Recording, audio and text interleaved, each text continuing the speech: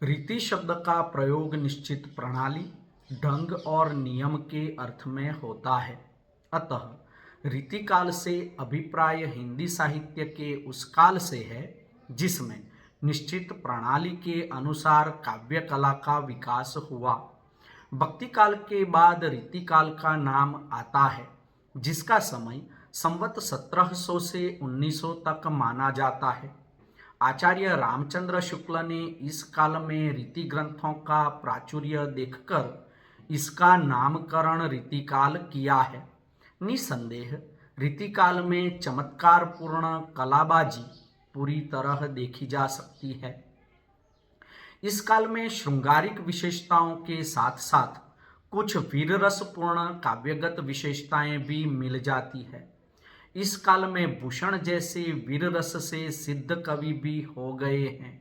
साथ ही साथ गिरिधर, वृंद, बैताल जैसे नीति के दोहे, छप्पय एवं कुंडलियां लिखने वाले कवि भी दिखाई पड़ते हैं।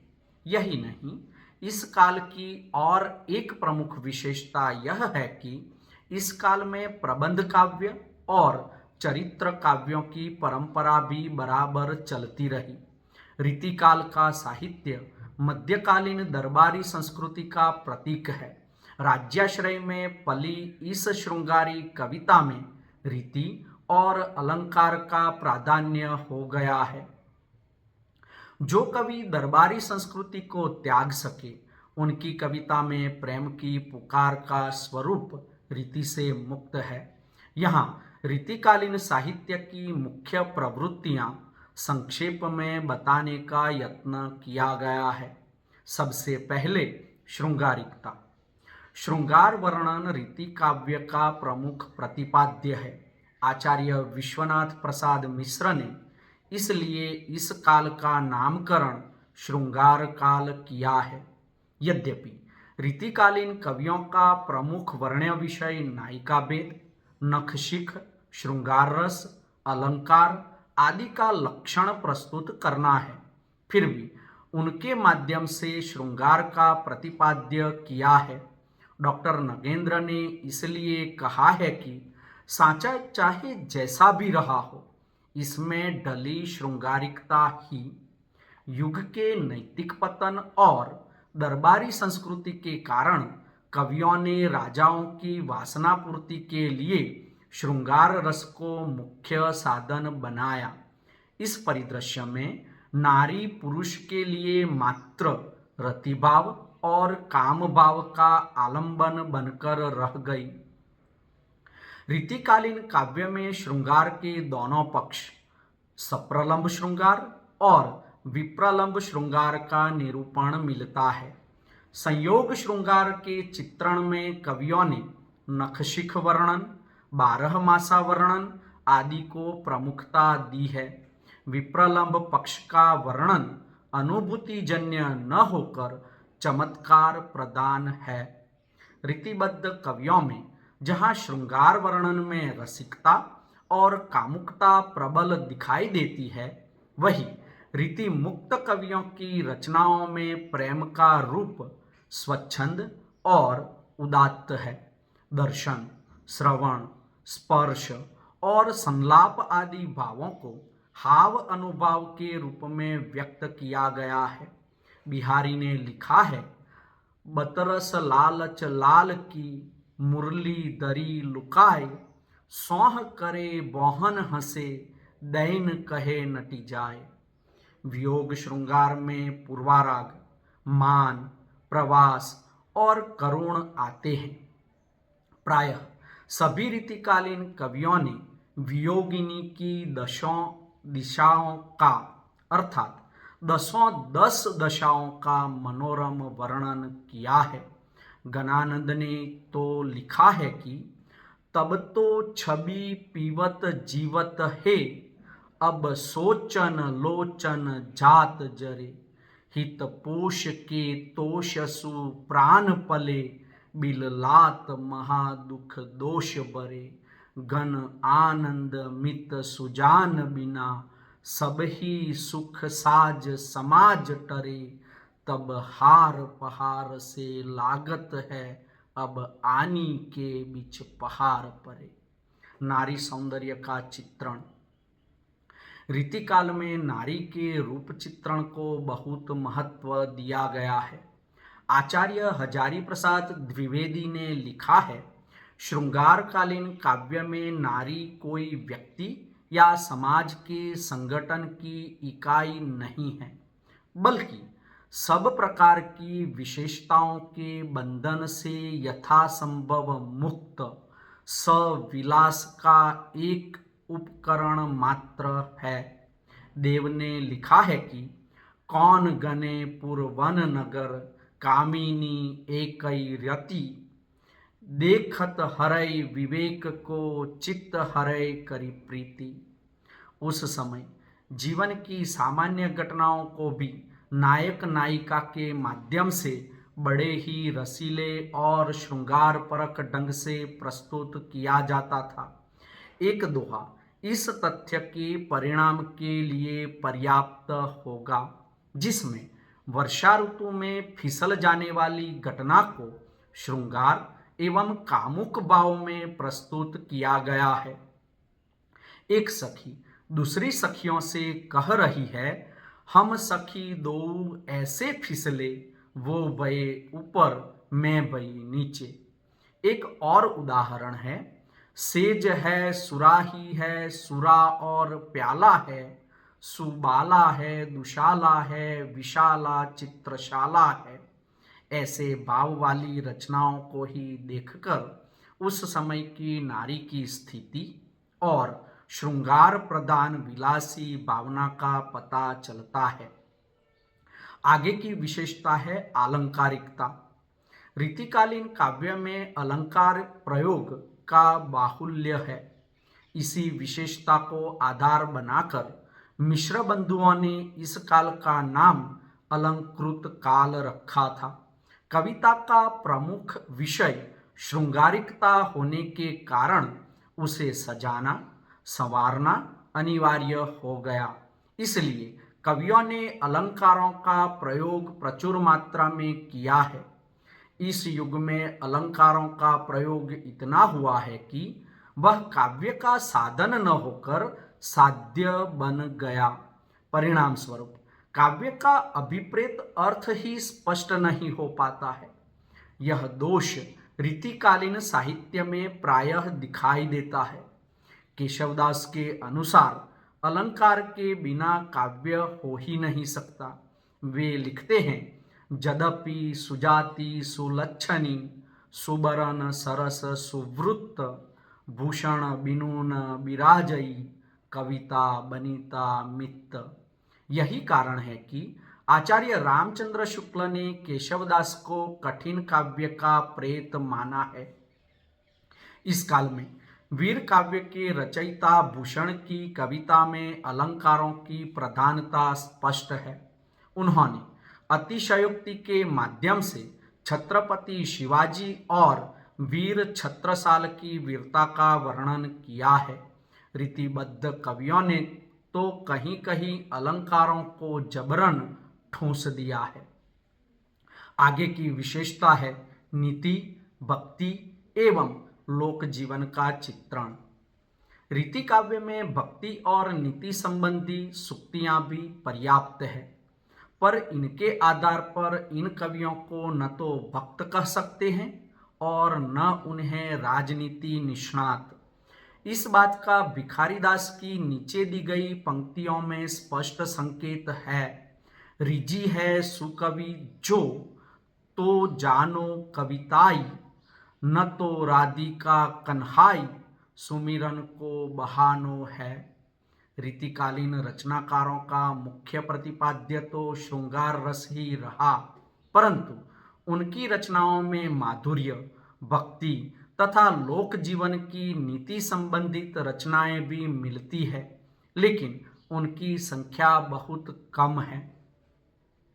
राधा और कृष्ण को माध्यम बनाकर कुछ श्रृंगार परक भक्ति काव्य की भी रचना हुई है। उन्हें तो राधा कृष्ण को प्रसन्न करने के लिए श्रृंगार परक मधुरा भाव की भक्ति ही अधिक उपयुक्त प्रतीत हुई। लोकाचार संबंधी जो मुक्तक अर्थात नीति परक दोहे या कवित्त लिखे गए हैं उनमें भी श्रृंगारी भाव छिपा है। कवि बिहारी ने नीति विषयक ज्ञान देने के लिए राजा मानसिंह को निम्न दोहा लिखकर भेजा था। नहीं पराग नहीं मधुर मधु, नहीं विकास यही काल, अली कली ही सौ बंध्यो, आगे कौन हवाल। आगे की विशेषता है लक्षण ग्रंथों की प्रचुरता। इस काल के कवियों ने रीति या शास्त्र की भूमिका पर अपनी कविता की रचना की है। केशवदास ने सर्वप्रथम शास्त्रीय पद्धति पर रस और अलंकारों का निरूपण किया, जिनकी सुप्रसिद्ध रचनाएं हैं कवि प्रिया, रसिक प्रिया और रामचंद्रिका। कवि प्रिया में अलंकार और रसिक प्रिया में रस का सोदाहरण निरूपण मिलता है। उन्होंने लक्षण दोहों में और उदाहरण कवित्त सवैये में दिए हैं। लक्षण लक्ष्य ग्रंथों की यही परंपरा रीति काव्य में विकसित हुई। चिंतामणि त्रिपाठी से लक्षण ग्रंथों की अखंड परंपरा चलती रही। इन ग्रंथों में रीतिबद्ध कवियों ने कोई मौलिक उद्भावना नहीं की है, वरन संस्कृत के काव्यशास्त्र के विवेचन को भाषा में पद्यबद्ध कर दिया है। इन ग्रंथों में उदाहरण खुद के दिए हैं। केवल लक्ष्य ग्रंथ लिखने वाले कवियों ने रीति का कसाव कुछ ढीला कर दिया है, किंतु फिर भी रीति की परिपाटी के ज्ञान के बिना इनकी कविता को अच्छी तरह नहीं समझा जा सकता। आलंबन रूप में प्रकृति चित्रण, यह भी रीतिकालीन काव्य की प्रमुख विशेषता है। रीति में प्रकृति का चित्रण आलंबन रूप में हुआ। प्रकृति का आश्रय रूप अथवा स्वतंत्र रूप में कम चित्रण हुआ, और यह स्वाभाविक भी था कि रीति कवि दरबारी कवि था। उनके पास प्रकृति के उन्मत्त प्रांगण में विचरने का अवकाश कम था। प्रकृति का चित्रण नायक और नायिका की मानसिक दशा को अनुकूल ही किया गया है। संयोग में उसका मनोमुग्धकारी उत्फुल्ल रूप है और वियोग में विदग्धदारी रूप। प्रकृति के उद्दीपन रूप का चित्रण षटऋतु और 12 मासे की चित्रण पद्धति पर हुआ है। संयोग पक्ष में पावस का उतना प्रभावोत्पादक वर्णन नहीं जितना इससे संबद्ध हिंडोले और तीज त्योहार का। इन रीति कवियों में सेनापति को प्रकृति चित्रण में काफी सफलता मिली है। वैसे रीतिकालीन कवि प्रायः प्रकृति के प्रति तटस्थ थे।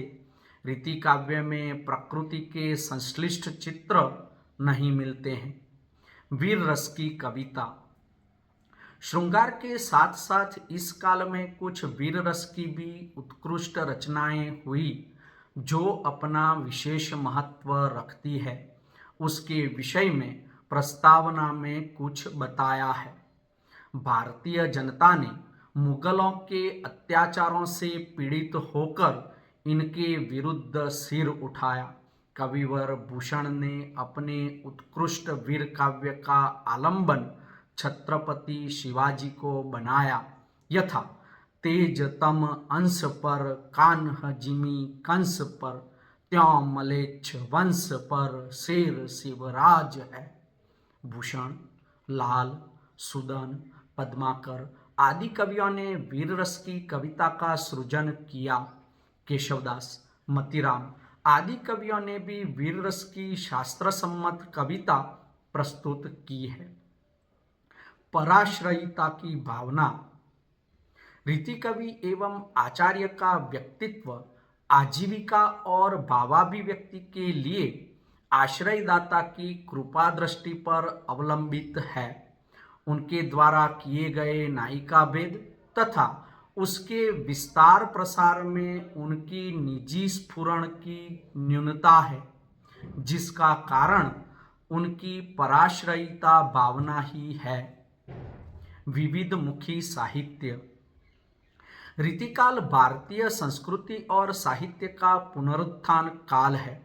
इस युग में ज्ञान संग्रह के रूप में अनेक विषयों से संबद्ध ऐसे ग्रंथ मिलते हैं जिसमें ज्योतिष, सामुद्रिक शास्त्र, रमल, शालिहोत्र, कामशास्त्र, राजनीति, पाकशास्त्र, सुरापान, संगीत शास्त्र आदि का निरूपण है। इससे उस समय के साहित्य की व्यापकता का जहाँ आभास होता है, वही ऐहिकता के प्रति तत्कालीन जागरूकता का भी परिचय मिलता है। रीतिकालीन साहित्य को केवल श्रृंगार रस तथा काव्यशास्त्रीय विषय की दृष्टि से देखना और उसका मूल्यांकन करना समीचीन न होगा, उसे उसके बृहत् परिपार्श्व में देखना हितकर होगा।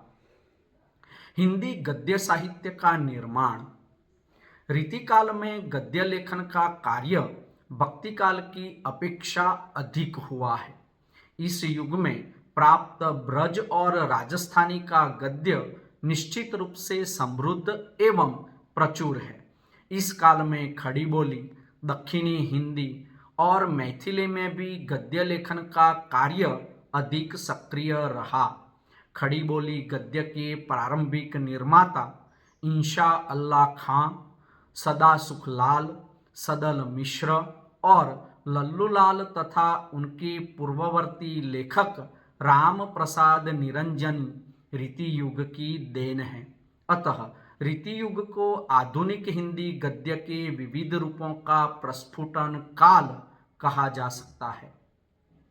ब्रज भाषा की प्रधानता। भाषा की दृष्टि से रीतिकाल में ब्रजभाषा ही प्रमुख साहित्यिक भाषा रही। यह काल ब्रजभाषा के लिए स्वर्ण काल सिद्ध हुआ।